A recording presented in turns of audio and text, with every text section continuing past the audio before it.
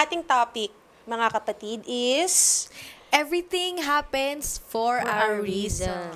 yan. Ito yung topic para sa mga Sa lahat po, actually, lahat tayo may mga bagay-bagay na turning point ng buhay natin na hindi natin inaasahan, tapos marirealize natin sa dulo, may rason naman pala ba't nangyari yun sa akin. So, yun po yung pag-uusapan natin ngayon. bakit ito? Marami bang mga kabarda tayo ang nakarelate sa topic na yan? Nung nag-post kayo? Marami po. Kahit po sa amin din, may mga nakaranas din po sa amin yan. And kaya andito rin po sila para maipahayag nila yung mga experiences nila. Sa totoo lang, yung mga nangyari sa atin, kunyari sa akin, mas naging ako mas naging strong, di ba? And mas naging madiskarte akong tao. Independent. Yes, mas madiskarte akong tao. Siguro talagang may mga bagay na hindi talaga nakalaan para sa atin. Yung gaya ng nasabi natin sa last episode. May mga bagay talaga na hindi kasi nakalaan sa atin. Akala natin nakaayos na, pero hindi. Madami pang mga bagay na pwede pang mangyari. And yung mga nangyari na, wala na, kailangan na lang natin matuto sa mga nangyari na sa atin. Kaya nga sinasabi, everything happens for a reason. Minsan, kunyari, may masamang, hindi naman sa may mga masasamang nangyari sa buhay mo. Bakit ba, kunyari, may nawawala sa tao, may nawawalang tao sa buhay mo? Sabi nila, May darating daw na yes, mas okay. kumbaga, para magkaroon ng blessing sa buhay mo, kailangan may itanggalin eh. Kasi punong-puno ka na ng Malas yung Oo. Punong-puno ka na ng punong-puno ka na ng mga taong nagmamahal sa iyo. Tatanggalin yung isang taong hindi ka sira na. Yes, tatanggalin at may ipapasok sa na mas better. Kahit hindi tao, kahit blessings, punong-puno ka na ng blessings, akala mo lang hindi. Andiyan yung family mo, andiyan yung friends mo, may work ka, may income ka. Kumbaga, kailangan lang may bubunutin na isa para may ipapasok pang mas So magandang ikaw, kung may blessing. bubunutin ka, sino yun at bakit? Wala. So ngayon kasi okay naman ako sa mga taong nakapaligid sa akin. Siguro, tinitake ko na lang na positive lahat ng mga nangyayaring masama sa akin. Which is good approach din. Kasi yung iba, pag may maling nangyayari, di ba, parang gustong magkulong, kung ano yung ginagawa. Pero mas maganda yung ganun. Ganun yung mindset in regards sa pag may nangyayaring hindi okay. And even kahit may nangyayaring okay, parang dapat ang mindset mo na, okay, may dumating na pogi. Oo! Huwag ka kasi nagre-react agad. Hindi! Ako, hindi Kunyari, nga lang ako. may dumating na pogi, pumasok sa studio, kunyari, kasi Tas mag-guess. Mag-guess. Hindi mo alam, pati sa buhay mo, papasok. Oo. As a friend. Oo. Okay din naman. Oo. Parang masasabi mo, mahal pa rin ako talaga ni Diyos. Lord. Iba talaga. Gusto ko lang naman, may ensemada na ako eh. Nagbigay pa ng meatloaf. Hindi lang meatloaf yun. Ano yun? Spam. Shala. Yung light. Oo, yung light. Yung light. Oo, para healthy. Medyo True. healthy. So, ayun, kadalasan, may mga tao talaga na, may mga pangyayari talaga na, kailangan talagang may i-give up tayo. Diba? Tsaka, yun nga, hindi ko kasi siya tinitake as negative pag kunyari may masasamang nangyayari. Kasi masistress lang ako eh. Kunyari, pinagalitan ako ng amo ko. Iniisipin ko na lang, iinom ako sa weekend. Iinom ako sa Yun weekend. naman gagawin mo, kahit di ka Ganon. pagalitan eh. Oo. Umiinom ka pa rin naman.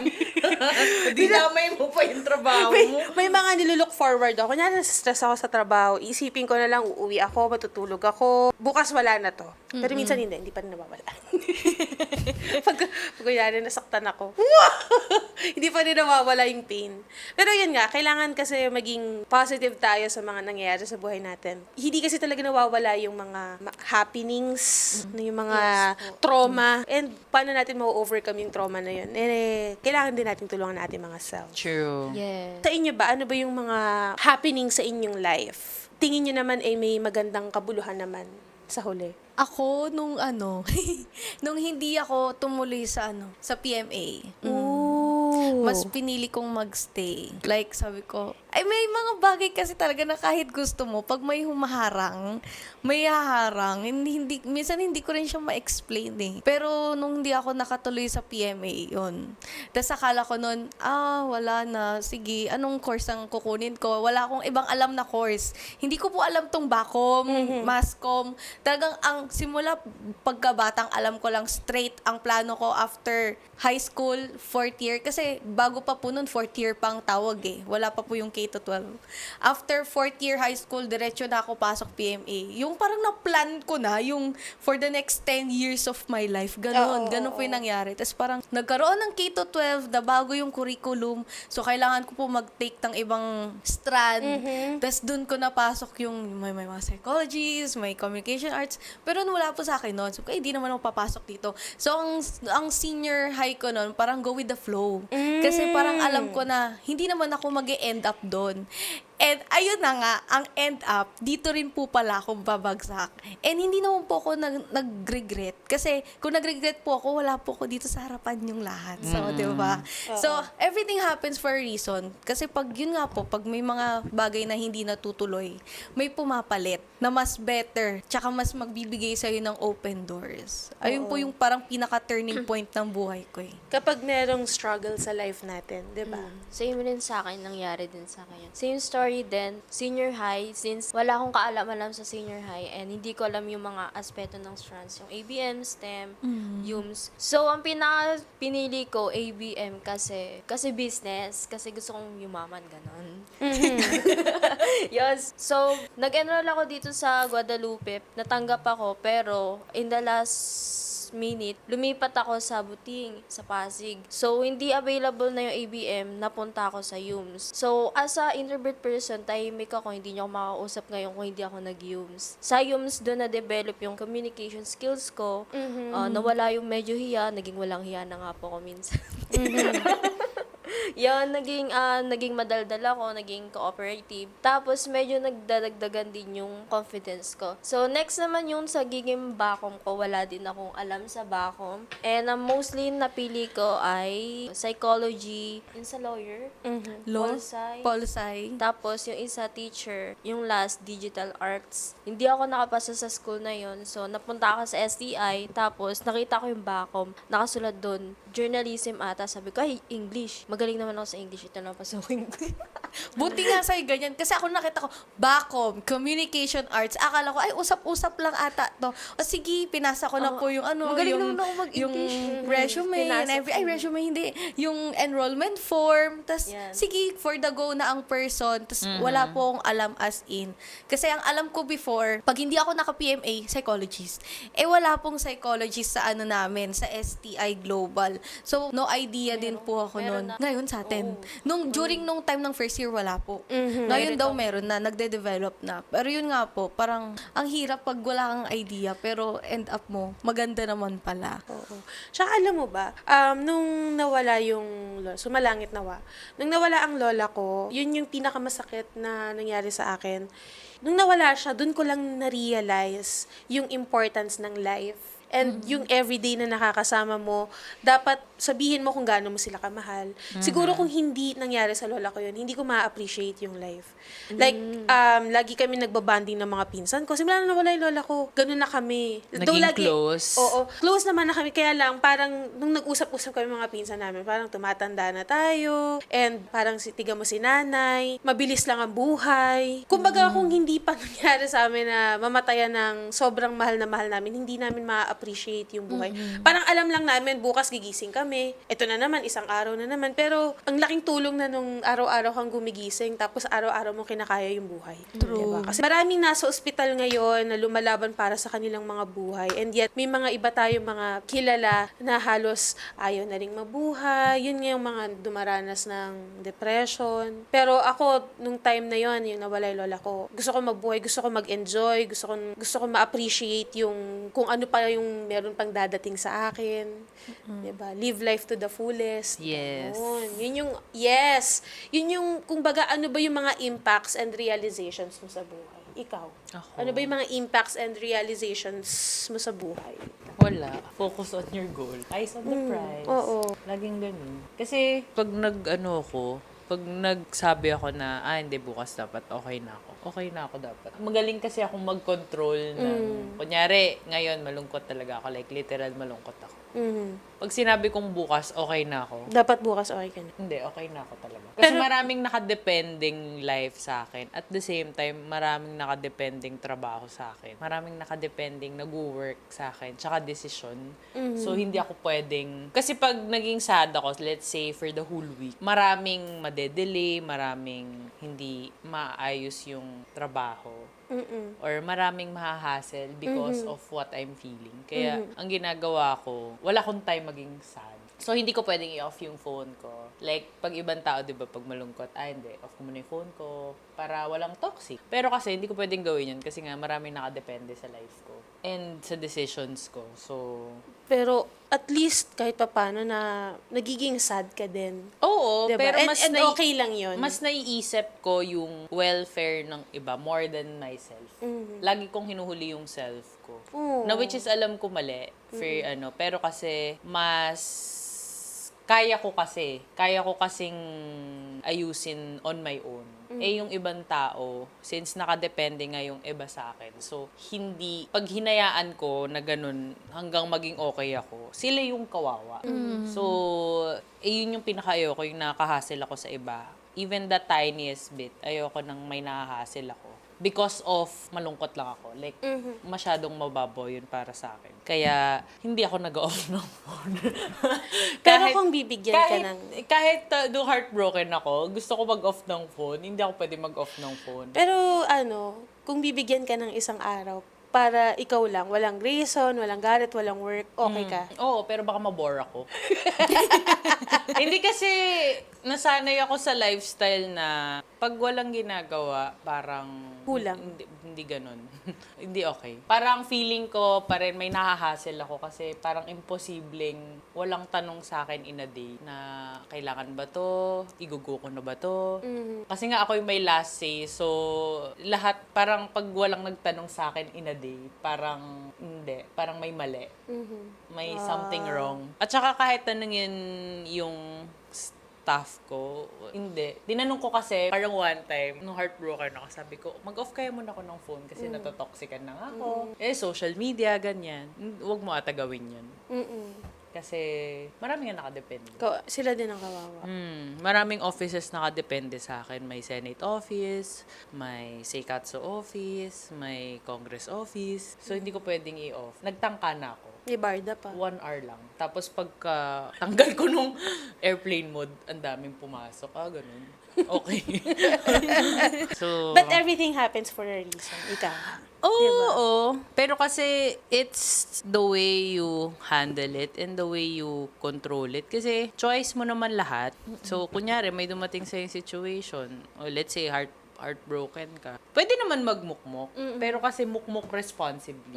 Kasi ako din, pag naglalandi responsibly ako dati, responsible talaga. Like, hindi ko kakalimutan yung work ko. Yun yung priority ko. May hierarchy ako ng priority. So, ang priority ko now is family and then work and then others. Parang depende na. Sino may kailangan sa akin after work, pero kailangan ko matapos yun. Hindi pwedeng isha-shuffle ko tas iba-iba everyday ang priority. Hindi ganun yun.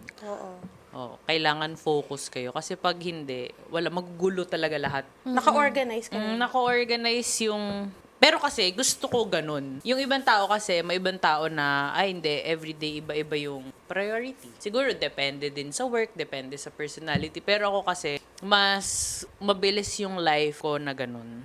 So, kunyari, maraming meeting, ganyan. Titignan ko kung sino yung pinaka-importanting meeting out of, kunyari, 10 meeting. Oo. Kung gusto makipag-meet sa akin. Titignan ko sino yung mga importante. Tapos the rest, ihati-hati ko sa ibang araw para hindi rin ako mapagod at Tama. hindi rin ako ma-burn out. Tama. Parang tayo, di ba, pag nagtitaping tayo, sasabihin ko naman sa'yo, hindi, Shari, magtatlo tayo. Kasi yung energy ko pang tatlo eh. Kaya lang this past few days. Hindi, 2 lang. This past few days, hindi na talaga carry. Okay, meron tayo makakausap sa kabilang linya from Norway. Si Hannah Ernesto. Hi, Hannah! Good afternoon! Hello. Ayun. Parang nakachikahan na natin si Hana before. I think Baka hindi pa. First time. Oh. Siguro may kamukha lang siguro. Kaya nga, for the pretty face and for the freshness naman pala si Miss Hana.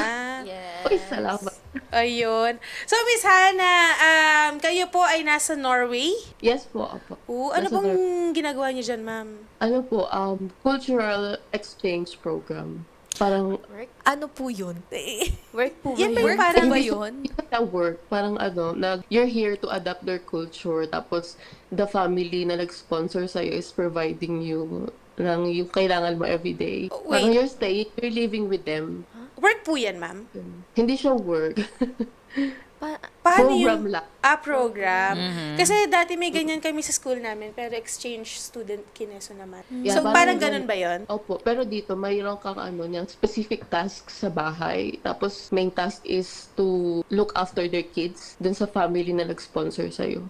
Tapos, you're free sa house nila, ganun. May allowance ka monthly and you are, may benefits ka to study their culture and their language. Hiding pa ba dyan? Paano po pumasok po dyan? Paano po ba yan? Paano po yan? Parang ang ganda ng work or ang Kaya ganda ng nga. program, no?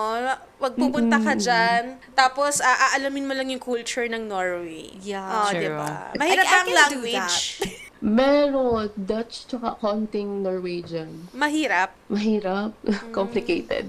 No? Gano'n na po kayo katagal sa Norway? Bagi-isang taon, pero au pair yung tawag nila. So, au pair na rin ako sa Netherlands nung last year. So, yan ba yung everything happens for a reason mo? Yes. Ah. Can really relate. Kasi, may share ko lang po, nung Yes. pandemic noon, so parang hirap tayo sa trabaho. Ako personally. Sobrang hirap ako maghanap ng trabaho. Tapos, parang nasa pinaka-down, na ako ng stage ng life ko kasi I have my family, my responsibility ako for them. Tapos, you're just staying at home kasi nga, lahat totally lockdown. Hindi ka makapagtrabaho. May work naman ako, call center, pero hindi siya yung gusto ko talaga. Tapos, I feel bored that time. Pero at the same side, takot akong ma-fail. So sabi ko, I feel bored. Gusto kong tumira abroad. Pero nga, pandemic. Tapos, marami kang nababalitaan na namamatay yung isa sa member ng family mo. So, isa siya sa reason kung bakit takot din akong pumunta ng abroad kasi hindi ko alam kung ano mangyayari sa family ko talaga. And then, nag-search ako, pinush ko pa rin yung self ko na makaalis. Naghanap ako sa Google kung how to live abroad the cheapest way. Ganon. So, nakita ko tong au pair program. Ayun, sobrang hindi ako sure kung anong madadatnan ko dito. Kung sinong mabait ba yung family na makakasama ko. Tapos, ano yung mga situation na mangyayari sa akin dito every day. So, scared to fail. Ganon. Pero, the lesson, everything happens for a reason. Ngayon, may experience na ako 1 year dito sa Europe. Yun nga, before, nung 1 year akong nag-au pair din sa Netherlands. Maraming situation na nangyari. So, nakaka-help siya mag-grow. Ayun yung everything happens for a reason talaga. Kasi wala akong kilala dito sa Europe and mahirap mahiwalay sa family. Sobrang miss ko na yung family ko. Hello po. Pero ayun, everything happens for a reason ko. Ayun, ma'am. Ma'am, may question ako. Kasi Yes, from Asia to Europe, sobrang iba yung culture nila doon, di ba? Yung traditions, yung norms, yung Yes, attitudes yes. ng mga tao. How did you accept those changes na nangyari sa buhay mo? I agree with attorney. Sabi niya kailangan mo lang tanggapin lahat kasi nga mahirap. Yung mga desisyon mo sa buhay, kailangan maging firm ka. It's a big step na mapunta ka sa hindi mo talaga alam kung anong mangyayari sa'yo after that situation. Ganun. Ano po, na-cultural shock ka ba? Di ba ganun po yung iba Super. kapag lumilipat ng ibang bansa, yun ang term na lagi nilang ginagamit kapag baguhan pa sila. Culture shock. Na-culture shock. Na-culture shock ka po Culture- ba? Malala. Malala, yung weather pa lang, sobrang malala. Sobrang nakaka-depress. Ganun. Ay, tanong ko po, saan po kayong pinaka na culture shock sa Norway po dito sa Pilipinas? Ano yung pinagkaiba po nun? Yung sa weather, number one. Kasi sa atin, di ba, lagi namang sunny. Pwede kang lumabas ng bahay. Paglabas mo, pag step out mo, meron kang kapitbahay na makikimarites ka. And dito, yung snow, malamig. Paglabas mo, kahit naman summer, wala ka talagang makakamaritesan. Kasi hindi sila, hindi talaga sila ka Sa ibang- kachika. Oo, dito kasi paglabas mo, ayan na, si Kumari 1 and si Kumari. True. Yes. O, sis Mars, nakita mo ba ang naghatid kay ganto, kay Maria kanina? Naku, iba na naman yung sasakyan simula. Yung kagabi, iba itim ngayon naman kulay red. Ganon, si sis Mars. Oo, yun, totoo. Oo. Tapos ano pa yan, yung alam mo ba nag-away si Kumpare Koy tsaka si Maricoy kagabi dahil yung ulam nila hindi daw masarap. Ganon. Walang ganyan sa Norway, madam. Walang thrill. Kaya nga. Buti hindi ka po naboboard. Nakaka-bored din. Pero ayun nga, kailangan mo maging matigas sa mga desisyon mo sa buhay. Pinili mo pumunta dito. So, Focus Paano lang. po ba maging masali sa program? Parang gusto mo na umiba ng program. Hindi, actually, bucket list ko kasi yung makapunta ng ibang bansa since 9 years old pa po. Oh, ako. baka kasi marami naka-curious dun sa process, Hana. So, paano po? merong mga agency na nagko-coordinate sa mga host family, yung mga family dito sa Europe na naghahanap ng au pair. Tapos, magre-register sila sa agency na yun. Super legit. May mga legit na agency naman. Sa Google, makikita mo talaga. Tapos, may interview. Ako, yung experience ko noon, 5 days ako straight na nagko-call kami nung family na nagka-interest sa akin. Tapos, after nung 1 week na yon, nag-decide sila na 3 kaming candidate from Philippines din. So, sobrang mahal nila yung mga Pinay kasi sobrang galit natin mag-alaga ng bata. Ayun. Napili nila ako. Tapos, within 2 months, nakaalis naman ako ng Pilipinas. Awa naman ng Diyos, nakalampas sa immigration. Ayun. Yeah. Nakuha mo na ba yung mga katanungan, Shai? Na-take note mo Oh, na. take note mo na. Hintayin mo ako dyan ba maging kapitbahay mo na ako. Yes, please. Maging, May kamarites may kamarites ka na. Pero marami pa dyan sa Norway, mama. Marami. Gano'n na kayo ulit katagal? Magwa 1 year na ako Ayun. dito ngayong November. Taga saan po kayo dito sa Manila? Sa Pinas? Kabuyaw, Laguna po. Nakabuyaw. Magbigay na lang po kayo ng inspiring message para sa ating mga kababayan na maraming dinadamdam, maraming pinagdadaanan ngayon. And lahat naman yan ay magiging okay. Yes po, doon po sa may pinagdadaanan na situation ngayon, pray lang and wag kayong mawala ng hope, ganun. Tapos, ibigay nyo lang, i-lift up nyo lang kay Lord lahat ng prayers nyo and mga concerns nyo. Thank you very much, Ma'am Hannah. Thank you Thank po. you po. Ingat po kayo dyan sa Norway. Ingat din At po. intayin kita dito sa Norway. Ayun. Salamat. Makita na po siya. Thank you. Thank you po, Miss Hannah.